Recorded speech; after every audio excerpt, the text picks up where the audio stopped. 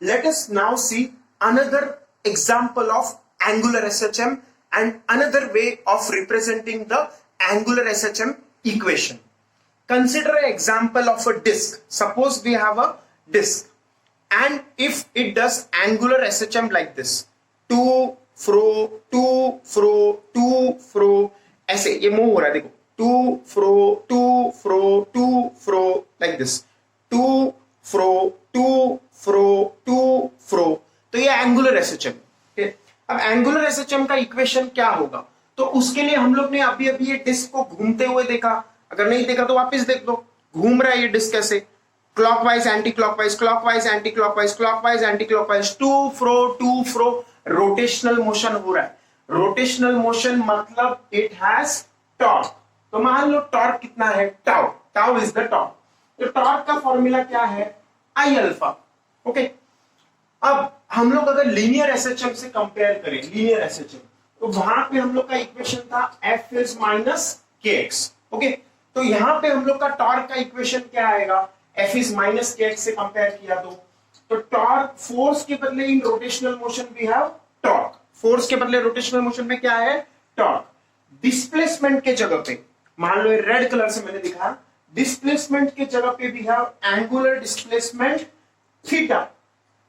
Displacement की जगह पे angular displacement theta. Minus sign as it is लिख दिया.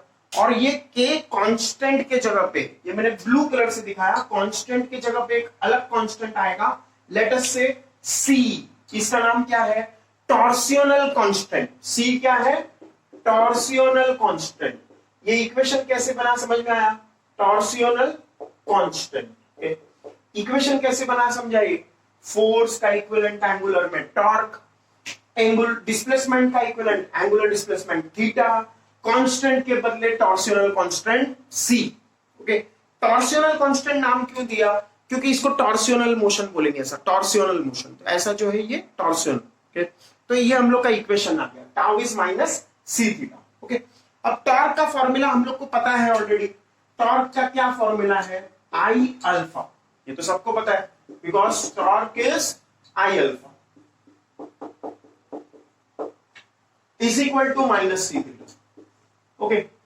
अब यहां पे क्या इक्विवेलेंट आता? Force is mass into acceleration is equal to minus K X. अब एक्सेलरेशन का एक फॉर्मूला जो तुम्हें पता है वो है dv by dt, rate of change of velocity. फिर वेलोसिटी को मैं लिख सकता है, वेलोसिटी को ये देखो रेड कलर में मैंने लिखा वेलोसिटी को. रेड कलर में, रेड क्यों लिखा मैं बता रहा है.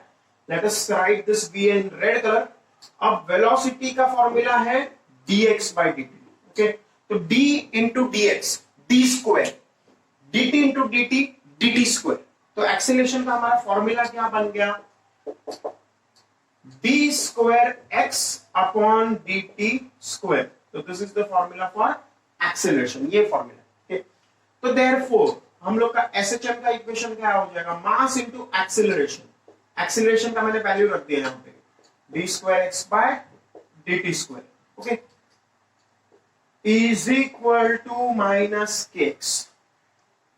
अब इस कांस्टेंट m को मैं नीचे लेके गया तो क्या हो जाएगा? d square X by dt square is equal to minus K by M into X. अब इस माइनस के बाय एम को राइट साइड में लेके जाए, लेफ्ट साइड में, sorry, minus K by M को लेफ्ट साइड में लेके जाएंगे तो क्या हो जाएगा? प्लस के बाय. तो this is the equation of SHM. ये लीनियर एसएचएम का इक्वेशन है. किसका है? लीनियर एसएचएम का इक्वेशन डबल डेरिवेटिव के फॉर्म में. देखो अच्छे से ये समझ रहेगा, कुछ डाउट है क्या? देखो अच्छे से, see if you understand this. अगर ये पूरा समझ में आया तो हम लोग एंगुलर एसएचएम का भी यही 100% सेम एनालॉजी करके आंसर निकालेंगे. फर्स्ट से if you understand the linear SHM double derivative वाला इक्वेशन, सेकंड डिग्री इक्वेशन हम लोग को आया. क्या आ गया equation? d square X by dt square plus k by m into x is equal to 0. तो this is the equation of what? Linear SHM. अब k बाय m को हम लोग ने वैल्यू सब्स्टिट्यूट किया था. If remember, k by m को हम लोग ने क्या रखा था? Omega square. If you remember this, k by m was omega square. Okay. तो हम लोग का क्या हो जाएगा इक्वेशन? If we further simplify this, d square x by dt square plus omega square x is equal to 0. ये और अच्छा फॉर्मेट है. किसका? Linear SHM. Okay, so this is the equation for linear SHM. Okay, now similarly यहां पे 100% same करेंगे तो क्या आएगा? तो here also we can write but alpha is equal to D omega by dt and omega we know it is D theta by dt। ये कैसे आया? देखो, velocity is displacement upon time, तो angular velocity is angular displacement upon time. तो हम लोग का equation क्या हो जाएगा? D square theta by dt square. ये कौन सा फॉर्मूला बना अल्फा का? D square theta by dt square. याद रखो। अब ये अल्फा का वैल्यू हम लोग यहां पे पुट करेंगे। कहां पे? आई अल्फा। यहां पे अल्फा का वैल्यू हम लोग यहां पुट करेंगे। तो what we get is I into d square theta by dt square is equal to minus c theta. Okay, so therefore d square theta by dt square is equal to minus c by I into theta. अब इस minus को उधर ले गए left side में, minus negative term को left side में लेके गए तो क्या हो जाएगा? d square theta by dt square plus c upon I into theta is equal to 0. अब c upon I को हम लोग क्या रखेंगे? तो put c upon I is equal to omega square. जैसे वहां पे constant upon mass, constant upon moment of inertia, ये ओमेगा स्क्वायर रख दिया। तो therefore our final equation for angular SHM becomes omega square theta is equal to 0. Okay, so this is how we get the equation for angular SHM. Time period, time period क्या आएगा? तो time period root of, देखो T is equal to 2 pi by omega.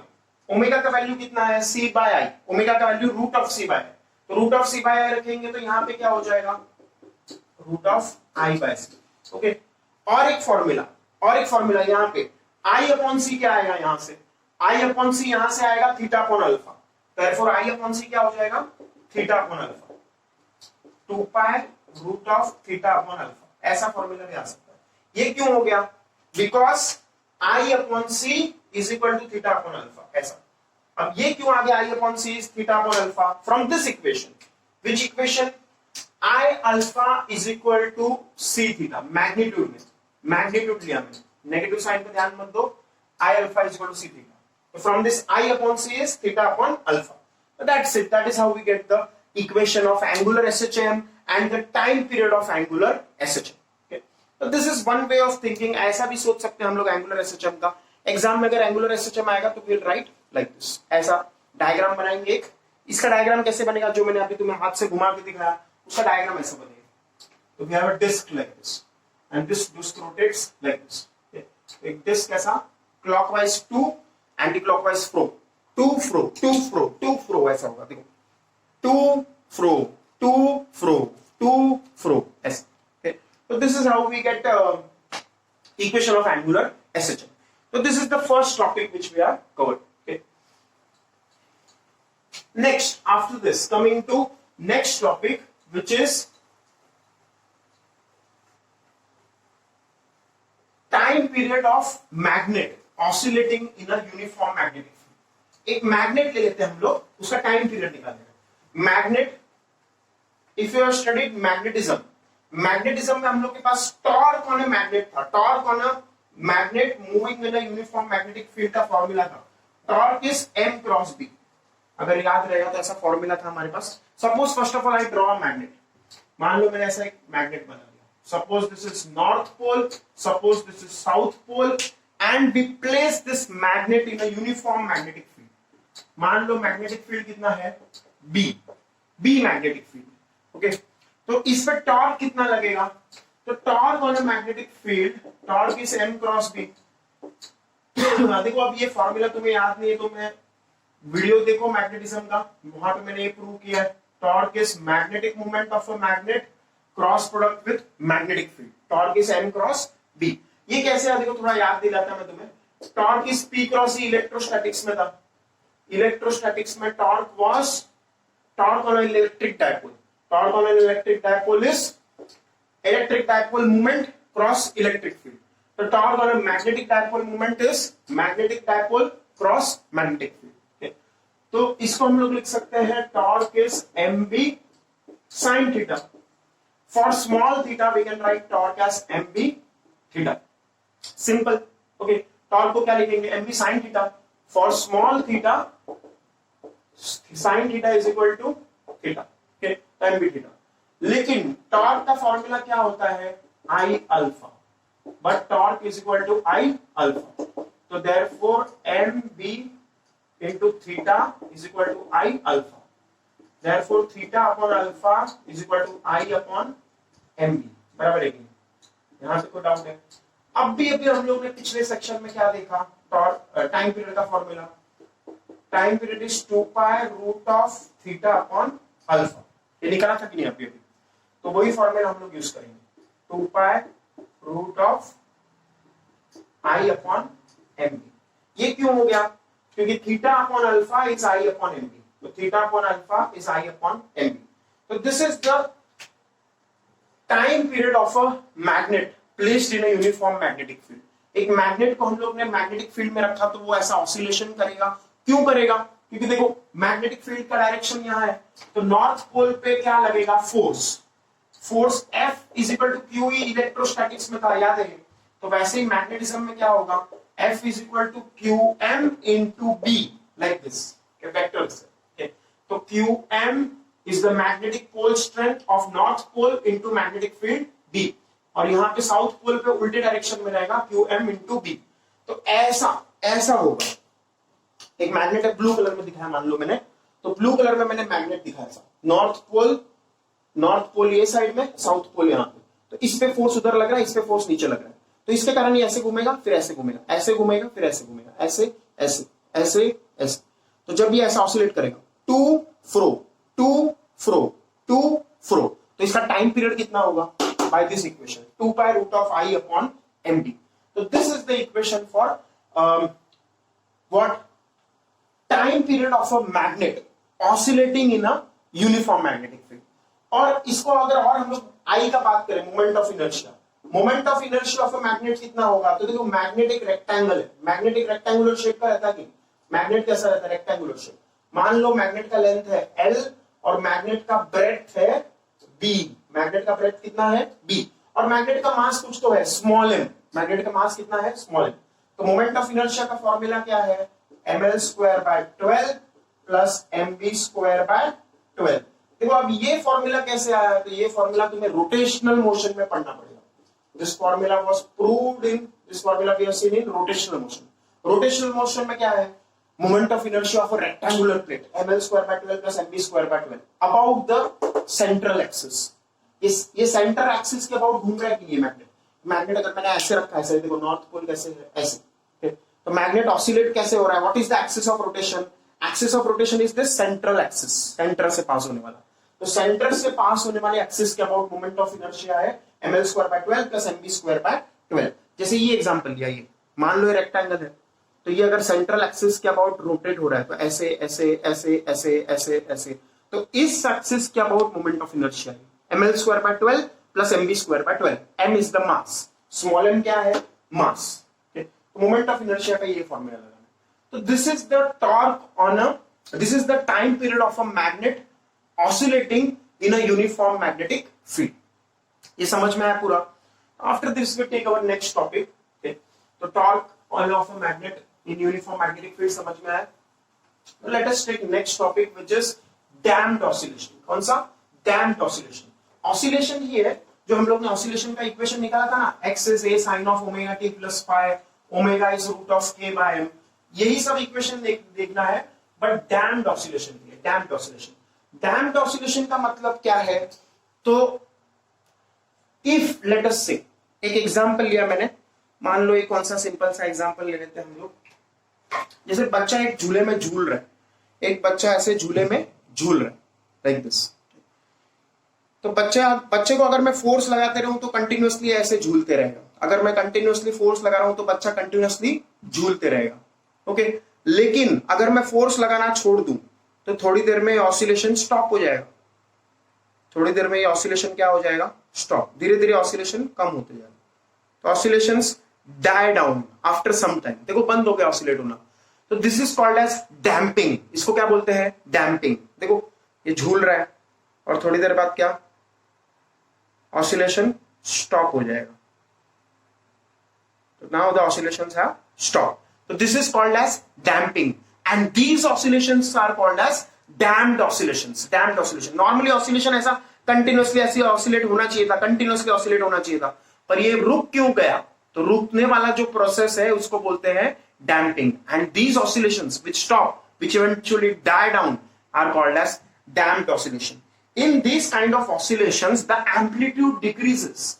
मान लो ये damped oscillation, DAMPED, damped oscillations.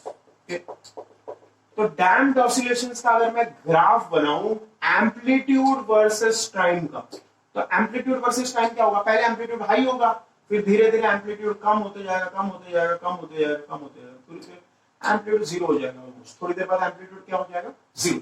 Amplitude decreases with time. हम लोग ने देखा ना, बच्चा झूल रहा है तो पहले बड़ा एम्पलीट्यूड से झूल रहा है, फिर छोटे एम्पलीट्यूड से, फिर और छोटा, फिर और छोटा। ये डैम्प्ड ऑसिलेशन है।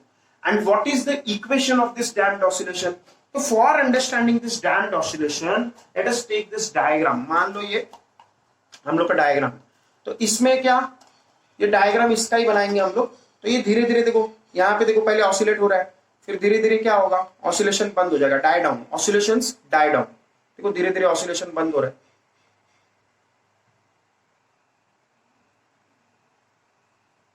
Now the oscillations have almost died down. So this is also an example of damped oscillation. देखो काफी देर लगा कि नहीं इसको बंद होने के लिए, ऑसिलेशन बंद करने के लिए बहुत टाइम लग रहा है। तो इसीलिए हम लोग इसको क्या करते हैं ना, जल्दी से ऑसिलेशन बंद हो जाए इसको पानी या कोई लिक्विड में डाल देंगे। इसको पानी या कोई लिक्विड में डालेंगे। देखो मान लो ये ऑसिलेट कर रहा है, कर रहा है, कर रहा है, कर रहा है, फिर इसको पानी या कोई लिक्विड में डाल देंगे तो 2-4 ऑसिलेशन में ही बंद हो जाएगा, ऑसिलेशंस डाई आउट क्विकली। तो इसीलिए हम लोग इसको क्या करते हैं, इसको ऐसा पानी में या किसी लिक्विड में डाल देते हैं। Let us make the diagram to make you understand. मान लो एक बाल्टी है जिसमें हम लोग ने पानी भरा है, ऑयल भरा है, जो लिक्विड तुम्हें अच्छा लगे। जितना विस्कस लिक्विड होगा उतना ऑसिलेशन जल्दी डाई डाउन होगा। okay? तो वी टेक अ स्प्रिंग, एक यहाँ पे हम लोग ने स्प्रिंग लिया और स्प्रिंग से अटैच करके एक मास डायरेक्टली भी लगा सकते हैं, कोई इश्यू नहीं है। वो नीचे कुछ वेन बनाने का जरूरत नहीं है ज्यादा, वेन बनाया तो भी चलेगा, नहीं बनाया तो भी चलेगा। Let us make a body, ये बॉडी मैंने यहाँ बना ऑफ मास m, और ये पानी है पूरा। ये क्या है? पानी ले लो, तेल लेना है, जो लिक्विड लेना है ले लो, सस्ता वाला। तो दिस इज द लिक्विड। अब लिक्विड चलाने का फायदा क्या हुआ कि ऑसिलेशन जल्दी से डाई डाउन हो जाएगा। दैट इज द ओनली फायदा, नथिंग एल्स। तो यहाँ पे हम लोग के पास स्प्रिंग कांस्टेंट मान लो कितना है स्प्रिंग का, the spring constant of the spring is late us से k। तो व्हाट फोर्सेस आर एक्टिंग? तो force acting is, one is the force of the spring plus damping force of the liquid. Force of spring, the total force is force of spring plus force due to damping by liquid. Okay, तो force of spring तो हम लोग पढ़ चुके हैं SHM में, minus k। force damping कितना होता है? BV। okay, अब देखो force of spring मैंने तुम्हें ऑलरेडी बताया, ये क्या है? Minus k। damping force is minus BV। ऐसा क्यों आ गया? क्योंकि देखो जितना ज्यादा वेलोसिटी, डैम्पिंग फोर्स के बारे में बात करें, जितना ज्यादा वेलोसिटी होगा उतना ज्यादा डैम्पिंग फोर्स होगा। More the velocity of the mass, more will be the damping force. More the velocity of the mass, more will be the damping force. More the velocity, more is the damping force. More the velocity, more is the damping force. तो constant of proportionality is B। Constant of proportionality मैंने क्या बोला? B। तो Ft is equal to BB। Damping force is BB। Minus sign क्यों लगाया हम लोग ने? Minus sign shows that this is opposing the velocity. जिस डायरेक्शन में वेलोसिटी है उसके ऑपोजिट डायरेक्शन में डैम्पिंग फोर्स लगेगा। एक रेजिस्टिव फोर्स जैसा है। Damping force is like a resistive force. जिस डायरेक्शन में वेलोसिटी है उसके ऑपोजिट डायरेक्शन में डैम्पिंग फोर्स लगेगा, तभी तो उसका वेलोसिटी कम होगा, तभी तो ऑसिलेशन डाई डाउन होगा। तो Ft इज माइनस BB, ऐसे है। तो Ft का वैल्यू मैंने कितना रखा? Minus BB। और स्प्रिंग फोर्स का वैल्यू मैंने कितना रखा? Minus k। तो this is the total force. अब आगे का तो हम लोग जो स्टेप किया था वही है, force is mass into acceleration is equal to minus kx minus b। अब एक्सेलरेशन को अभी अभी हम लोग ने देखा था, एक्सेलरेशन को d2x/dt² लिख सकते हैं कि नहीं? थोड़ी देर पहले ही प्रूव किया मैंने।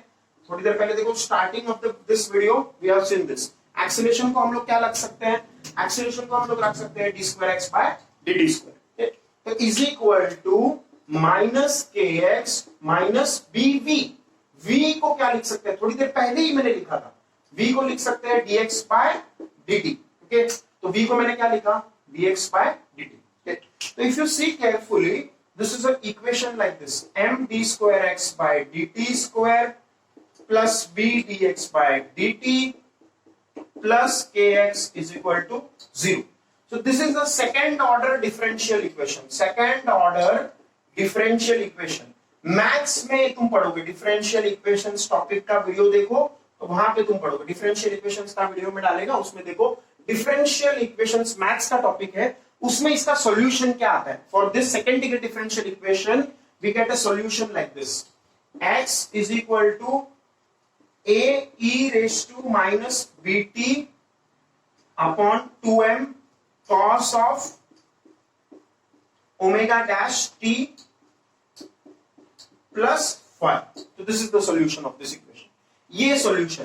तो ऐसा सॉल्यूशन आता है, ये मैथमेटिक्स से आएगा, तो डोंट वरी कैसे आया क्या आया ये सब समझ नहीं रहा, मैथ्स में आएगा। तो this will be there in differential equations, don't worry about it. तो डिफरेंशियल इक्वेशन में सेकंड ऑर्डर डिफरेंशियल इक्वेशन जब सॉल्व करेंगे विल गेट दिस वैल्यू। अब यहाँ पे ओमेगा डैश का वैल्यू क्या है, तो वेयर ओमेगा डैश क्या था पहले, k बाय m था कि नहीं, याद है ओमेगा का वैल्यू k बाय m था, बट यहाँ पे k बाय m नो के क्या होता है minus b upon 2m the whole square, ऐसा भी आ जाता है। तो ये टर्म याद रखना, omega dash is equal to root of k by m minus b by 2m the whole square. तो this is the equation which we have, x is equal to a e raised to minus bt by 2m cos of omega dash t plus 5, where omega dash is root of k by m minus b by 2m the whole square। ये पूरा root में, okay?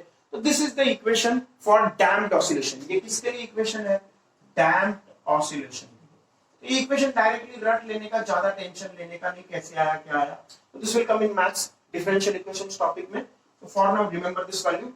Now if you see this amplitude, ये जो term है ये amplitude term है, and ये exponential e raise to minus है, मतलब एक्सपोनेंशियली डिक्रीज हो रहा है। तो एम्पलीट्यूड एक्सपोनेंशियल डिक्रीज हो ही रहा है, देखो यहाँ पे ये एम्पलीट्यूड है जो एक्सपोनेंशियली डिक्रीज हो रहा है। देखो यहाँ पे एम्पलीट्यूड एक्सपोनेंशियली क्या हो रहा है, डिक्रीज हो रहा है।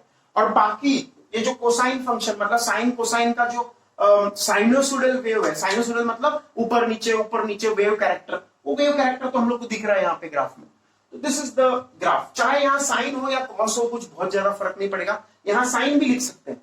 अगर साइन लिखेंगे तो यहाँ पे 90 डिग्री का फेज डिफरेंस आएगा। देखो बट टेक्स्ट बुक में नॉर्मली कॉस दिया होता है, इसलिए मैंने कॉस लिखा है, but whether you have sine here और cos here it doesn't matter, it is like a normal equation itself. x is equal to a sin of omega t plus alpha, या omega t plus phi, उस form में ये सिर्फ इसका amplitude decreasing amplitude है, बाकी otherwise is almost like a normal differential normal SHM equation. और omega का वैल्यू नॉर्मली क्या होता था, root of k by, but यहाँ पे डैम्प्ड ऑसिलेशन में क्या आएगा, root of k by minus b by 2m the whole square. So this is a topic which we have covered, damped oscillation। तो damped oscillation समझ गया, oscillation धीरे धीरे कम हो जाए, और ये हम लोग ने लिक्विड में रखा। देखो अब कई बुक्स में तुम देखोगे यहाँ पे कुछ ऐसा, ये मास हवा में ही रखते हैं और नीचे एक ऐसा वो वेन लगा देते हैं, but it is all the same design. ये देखो मान लो किसी बुक में तुम देखोगे तो बुक्स में ऐसा दिया रहता है, एक मास यहाँ पे रहेगा एम मास, और यहाँ से ऐसा बेस कुछ तो लगा देंगे, इसको क्या बोलते हैं वो लोग, वेन या बेस कुछ तो बोल देंगे। ये पानी में जाए या मास पानी में जाए कुछ ज्यादा फर्क नहीं पड़ेगा, इट डजंट मैटर। तो ये किसी बुक में अगर ऐसा दिखे तो ये मत सोचो कुछ नया है, वो सिर्फ इसका काम ये है कि डैम्पिंग कराना, पानी में जल्दी डैम्प्ड ऑसिलेशन होगा, अगर हवा में रहेगा तो भी यही रिजल्ट्स आएगा, not an issue, but only thing is we will have this damping constant due to the liquid. Okay, जो फ्लूइड है उसके हिसाब से हम लोग डैम्पिंग कांस्टेंट लेंगे। तो दिस इज द डायग्राम, किसी टेक्स्ट बुक में तुम वेन लिखा हुआ भी देखो। Now after this we see our final topic which is resonance in oscillations। oscillations में resonance कैसे होता है, okay? तो पहली बात तो resonance का मतलब क्या होता है, तो resonance means एक phenomena है, resonance is a phenomena in which amplitude increases highly। resonance एक phenomena है जिसमें amplitude क्या होता है, बढ़ जाता है। okay? तो let us start our last topic which is resonance in oscillations।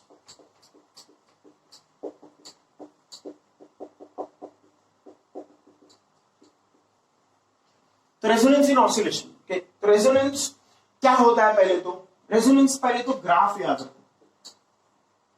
Amplitude versus frequency, ये एफ फ्रीक्वेंसी के लिए, एफ क्या है यहाँ पे? फ्रीक्वेंसी। इसका ग्राफ रेजोनेंस का ऐसा होता है, समथिंग लाइक दिस। ये एक पर्टिकुलर फ्रीक्वेंसी है जब natural frequency is equal to forced frequency, इसको रेजोनेंट फ्रीक्वेंसी बोलते हैं। इसको क्या बोलते हैं? Resonant frequency. ये पॉइंट है, इसको बोलते हैं resonant frequency. When natural frequency of the object is equal to forced frequency, then the amplitude is maximum. Amplitude कैसा होगा? Maximum. So we can say at resonance amplitude is maximum,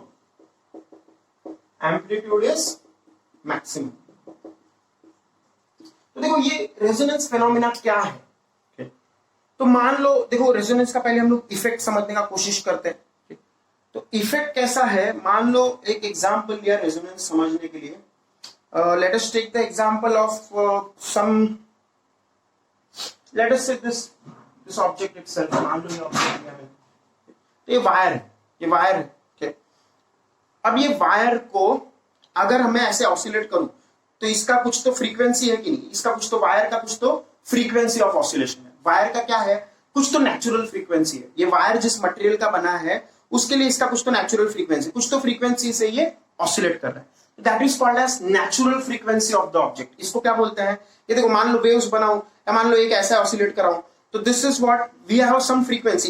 एक second में कितनी बार ऊपर नीचे ऑसिलेट हो रहा है, तो how many times does it oscillate per second, that is the natural frequency. तो वायर का एक नेचुरल फ्रीक्वेंसी है। व्हाट? वायर का कुछ एक नेचुरल फ्रीक्वेंसी है, that means how many times it oscillates per second, how many times it oscillates per second.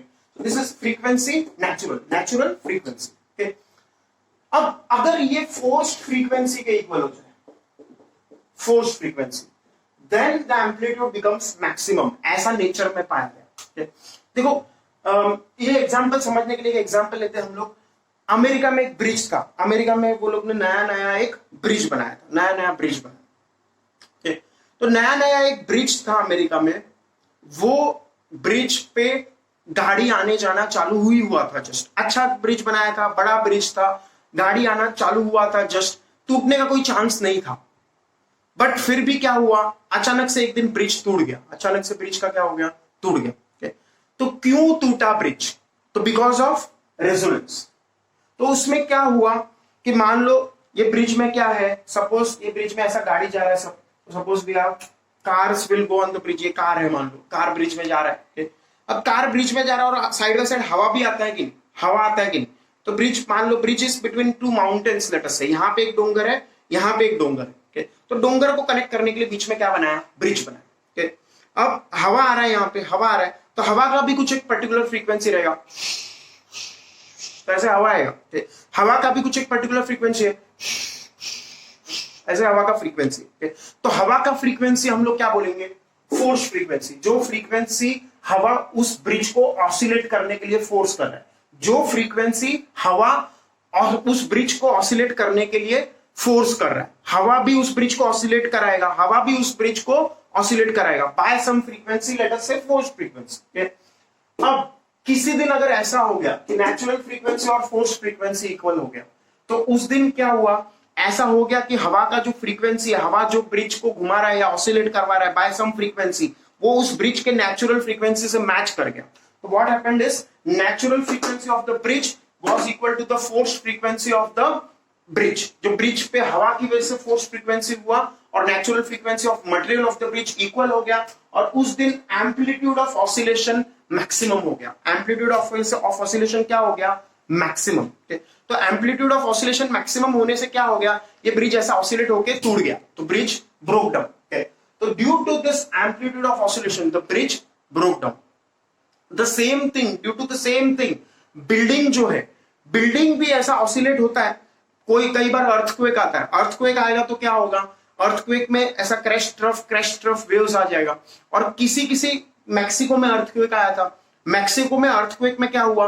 बहुत लंबे जो लंबे बिल्डिंग्स है वो गिरे नहीं, और बहुत जो छोटे बिल्डिंग्स है वो भी नहीं गिरे, सब मीडियम साइज के जो बिल्डिंग थे, मीडियम हाइट के जो बिल्डिंग थे, वो बहुत सारे एक सिटी में गिर गए थे, मैक्सिको में। तो उसका रीजन क्या था? बिकॉज लेंथ, ये जो लेंथ है, मान लो ये हम लोग ने ऑसिलेशन में हम लोग ने माना था कि नहीं थोड़ी देर पहले, तो थोड़ी देर पहले हम लोग ने ऑसिलेशन में क्या माना था? तो suppose we have a L length wire and if we connect it to some, we connect this wire to some bob, let us say, okay? तो ये इसका कुछ तो फ्रीक्वेंसी है कि नहीं? What was the frequency of oscillation? तो frequency of oscillation कैसे आएगा? तो टाइम पीरियड क्या था? 2 pi root of L by G। तो फ्रीक्वेंसी क्या है? 1/2 pi root of G by, frequency is 1 time period. तो लेंथ ऑफ बिल्डिंग कुछ तो है, मान लो L, और जो अर्थक्वेक हुआ है, अर्थक्वेक का जो वेव्स है उसका भी कुछ तो फ्रीक्वेंसी हो गया। ओके, अगर अर्थ, ये देखो, ये जो फ्रीक्वेंसी है ये नेचुरल फ्रीक्वेंसी है उस बिल्डिंग का या इस बॉब का, naturally this is the natural frequency, this is the natural frequency of this simple pendulum, this is the natural frequency of this simple pendulum of length L। तो वैसे ही ये building अगर है तो बिल्डिंग का भी लेंथ L है, तो उसका भी कुछ तो नेचुरल फ्रीक्वेंसी है, और अर्थक्वेक में जो वेव्स है उसका भी कुछ तो फ्रीक्वेंसी होगा, that will be the forced frequency. Earthquake का जो फ्रीक्वेंसी है वो फोर्स्ड फ्रीक्वेंसी और इस बिल्डिंग का लेंथ L के करस्पॉन्डिंग नेचुरल फ्रीक्वेंसी अगर मैच कर जाएगा तो building will oscillate highly and it will fall down. तो इसीलिए बिल्डिंग बहुत सारे गिर गए जो कि मीडियम साइज के बिल्डिंग थे वहां पे। तो ये मत सोचो कि मीडियम साइज बिल्डिंग गिर जाएगा, लंबा बिल्डिंग नहीं गिरेगा, छोटा बिल्डिंग नहीं गिरेगा। वो अर्थक्वेक में जो वेव्स है उसके फ्रीक्वेंसी पे डिपेंड है। अर्थक्वेक का वेव्स ऐसा है लेंथ बड़ा के करस्पॉन्डिंग तो बड़ा बिल्डिंग गिरेगा। अर्थक्वेक का फोर्स फ्रीक्वेंसी ऐसा है जो लेंथ है छोटे बिल्डिंग के लिए तो छोटा बिल्डिंग गिरेगा। अर्थक्वेक का फ्रीक्वेंसी मीडियम लेंथ के लिए, मीडियम लेंथ बिल्डिंग के लिए, तो मीडियम बिल्डिंग भी गिरेगा। So that is the phenomena of resonance. It oscillates so highly that buildings fall, bridges fall, and that kind of things happen. Okay, ये resonance हमारा phenomena है। When natural frequency equals forced frequency, we get resonance. Okay, अब resonance का और एक example अगर हम लोग लेंगे, you see resonance depends on length. Resonance depends on what? Length, because the frequency depends on length. Because frequency is inversely proportional to length, that means resonance phenomena depends on length. Okay. तो हम लोग एक और example लेते हैं। मान लो suppose we have few, ऐसा कुछ बॉब जैसा बना दिया, ए बोल दिया इसको मैंने बोल दिया बी, कुछ अलग लेंथ का, और इसको मैंने बोल दिया सी। इसका लेंथ L है तो इसका लेंथ L है, और इसका कैपिटल